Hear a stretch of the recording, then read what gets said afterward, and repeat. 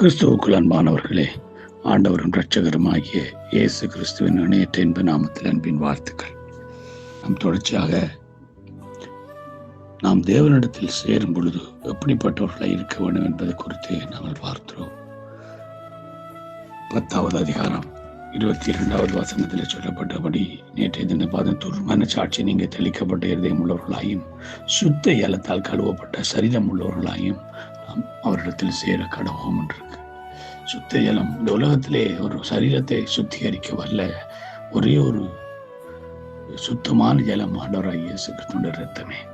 அவருடைய இரத்தமாகி அந்த ஜலத்தினாலே கழுவப்பட்ட சரீரம் உடையவர்களாய் நாம் அவரிடத்துல நாம் சேர வேண்டும். ஏனென்று சொன்னால், வேதத்தில் நாங்கள் பார்க்கிறோம் நல்லா தெளிவாக.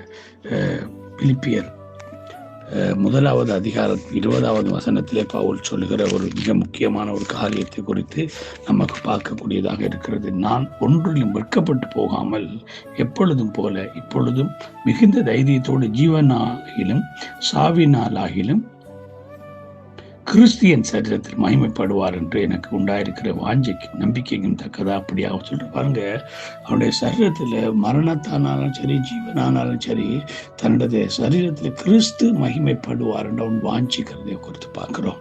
ஆகவே பிரியமான தேவனுடைய பிள்ளைகளே, நம்முடைய சரீரத்தில் கிறிஸ்து மகிமைப்பட வேண்டும். நம்முடைய வாழ்ந்தாலும் சரி நம்ம மரித்தாலும் சரி, அங்கே எங்களுடைய சரீரம் ஆண்டவராய் இயேசு கிறிஸ்து அங்கே 1 கொரிந்தியர் 3:16 சொல்லப்படுது, அவர் வாசம் பண்ணி வீட்டில் இருக்கிற ஆலயமாய் இருக்கிறது எங்களுடைய சரீரம்.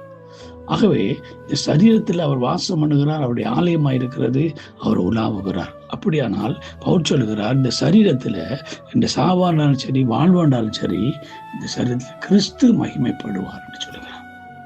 ஆகவே நம்முடைய சரீரத்தில் கிறிஸ்து மகிமைப்பட வேண்டும். இதுதான் அவருடைய வெளிப்பாடு. அவர் கிறிஸ்து நம்மள வெளிப்பட வேண்டும்.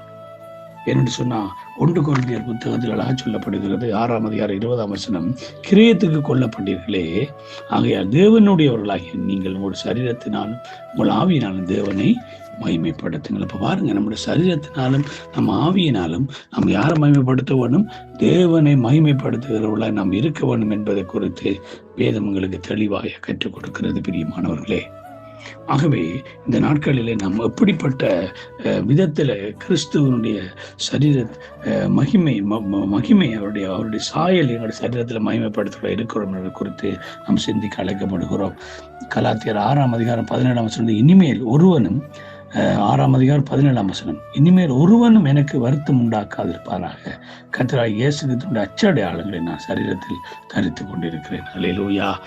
நீங்கள் நானும் கிறிஸ்து இயேசுவையும் காண்பிக்க வேண்டும் என்றால், அவர் எங்களுடைய சரீரத்தில் மகிமைப்பட வேண்டும் என்றால், நாம் அவருடைய அச்சடையாளங்களை தரித்திருக்க வேண்டும்.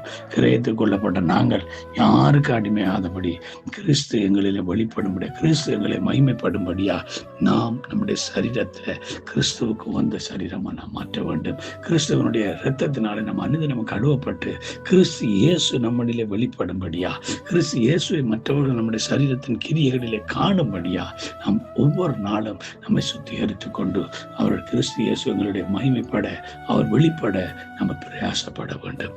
அப்படிப்பட்ட ஒரு பிரயாசத்தை நம்மிடத்தில் எதிர்பார்க்கிறபடியா கிறிஸ்துவுக்குள் அன்பானவர்களே, நம்முடைய சரீரம் எப்பொழுதும் அவருடைய இரத்தத்தினாலே கழுவப்பட்டதாக இருக்க கர்த்தர் தாமே கிருபை செய்வாராக. God bless you all.